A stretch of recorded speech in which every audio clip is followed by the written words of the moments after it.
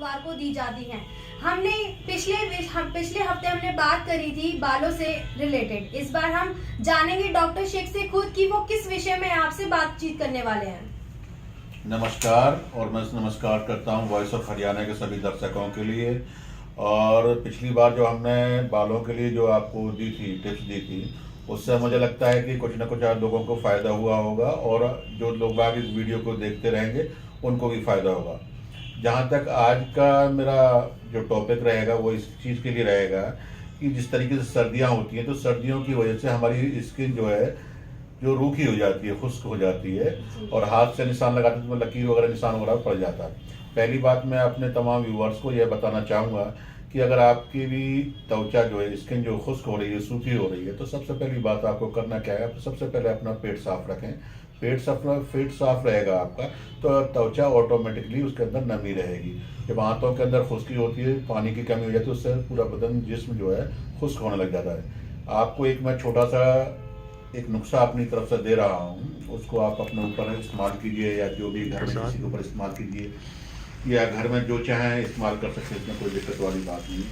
आपको करना क्या है कि आपको 20 ग्राम जो है आपको तेल लेना है, बादाम रोगन लेना है, किसी भी कंपनी का हो, क्योंकि खाना नहीं है, लगाना है।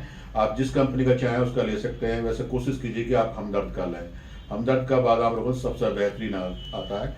उस तेल को हल्का सा गर्म करें, और उसमें जैसे 20 ग्राम तेल लेते हैं तो 5 ग्राम इसमें आप जो है अरंड ऑयल मिला सकते हैं, अंडी का तेल मिला सकते हैं। अंडी का तेल आपको दिक्कत आती है तो थोड़ी सी वैसलीन, जो घर पे आजकल वैसलीन रहती है, पेट्रोलियम जेली रहती है, उसको आप उसी तेल में मिलाकर रख लीजिए। आपका नुस्खा तैयार हो गया है।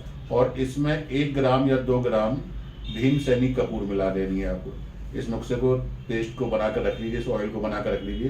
रात को सोते समय खास तौर से आपको जहाँ पे लगता है, पूरे जिस्म पे लगता है खुश्की है, हाथ पे लगता है खुश्की है, चेहरे पे लगता है चेहरा फट रहा है, या एड़ियाँ फट रही हैं, जहाँ चाहें आप पूरे बदन पे इसको मल सकते हैं। और मलने के बाद आप सो जाइए। सोने के बाद में आप सुबह जगते हैं, दूसरे दिन जगते हैं। जगने के बाद में आपको नहा सकते हैं। जो तेल लगाना चाहो लगा लीजिए। और मैं कह सकता हूँ कि 2 से 3 दिन में जो चेहरे की खुश्की होगी, बदन की खुश्की होगी, या हाथ पैर फट रहे हैं, वो भी सही होना शुरू हो जाएंगे। 4 से 5 दिन में ही आपको फायदा मिल जाएगा। बिल्कुल घरेलू नुस्खा है। कोई भी आपको 50-100 रुपये क्रीम या वो खरीदने की जरूरत नहीं, वैसलीन खरीदने की जरूरत नहीं, या बड़ी बड़ी निविया उल्टी सीधी क्रीम आपको बाजार से खरीदने की जरूरत नहीं, क्योंकि वो भी इसी प्रोसेस से बनती है, इन्हीं चीज़ों से बनती हैं, लेकिन महंगी होती हैं वो। लेकिन ज़्यादातर वो नुकसान ज़्यादातर उसके केमिकल वगैरह प्रोजेक्ट वगैरह मिला देते हैं।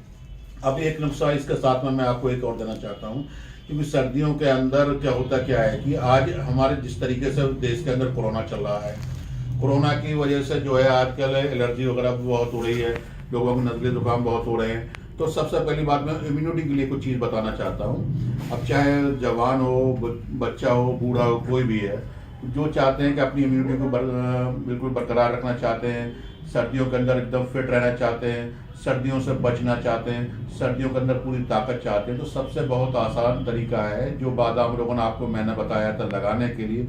उसी बादाम रोगन को आप आधा चम्मच जो है रोजाना 1 गिलास दूध में डालकर पीजिए। मैं ये दावे के साथ कह सकता हूँ, इससे अच्छा इम्यूनिटी पावर कोई बूस्टर कोई दुनिया में नहीं होगा। आप 1 चम्मच रोजाना पीजिए। और बुजुर्ग है तो उनको दोनों टाइम पिला सकते हैं। जिनकी उम्र 60 साल से ऊपर है, जिनको चलने फिरने में दिक्कत हो सकती है, जिनको चलने फिरने में जोड़ों में दर्द होता है, जो बिल्कुल पेट में खुश्की है, कब्ज रहती है, पेट साफ नहीं रहता है, तो इस बादाम रोगन को अगर आप दूध में लेंगे तो सबसे पहली बात तो कब्ज दूर हो जाएगी। आपकी किसी भी तरह की कमजोरी है वो दूर हो जाएगी।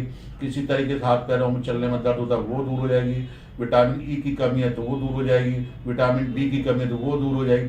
तो आप बादाम रोगन का इस्तेमाल कीजिए, क्योंकि कुदरत ने हर चीज़ समावेश किया हमारे किचन के अंदर, हमारे आसपास पैदा कर दिया। और सबसे बड़ी बात यह है कि अगर इस बादाम रोगन को जो बच्चे पढ़ते ज़्यादा हैं, ज़्यादा मेहनत करते हैं, 8-8, 10-10 घंटे पढ़ते हैं, जिनकी आई साइड वीक हो गई है, चश्मा लग गया है उनको, तो अगर दूध के अंदर बादाम रोगन इस्तेमाल करेंगे तो उनका चश्मा भी हट सकता है, और आई साइड जो है रोशनी उनकी बढ़ भी सकती है। तो मैं अपने तमाम व्यूअर्स से कहना चाहूँगा कि इन घरेलू नुस्खों को आप आजमाया करें, जिससे कि आप लोगों को फ़ायदा हो सके। नेचर की तरफ आइए, आयुर्वेद की तरफ आइए, जहर से बचिए। जितनी भी आप केमिकल वाली दवाएं, एलोपैथिक दवाएं इस्तेमाल करते हैं वो जहर है, जहर से ज़्यादा खतरनाक है। उनको हम एक बीमारी को दूर करने के लिए लेते हैं, लेकिन एक बीमारी को दूर करते हैं लेकिन साथ में एक दूसरी बीमारी लेकर आते हैं। जितनी भी सिडनाफिल है, टेडनाफिल है, या जितनी भी एंटीबायोटिक दवाएं सारी खुश्की पैदा करती है। जब हमारे मैदे में खुश्की होती है तो तमाम बीमारियां हमारे लिए हमारे शरीर में पैदा हो जाती है। इसलिए आप जो है स्वस्थ रहिए, मेरी यही कामना है।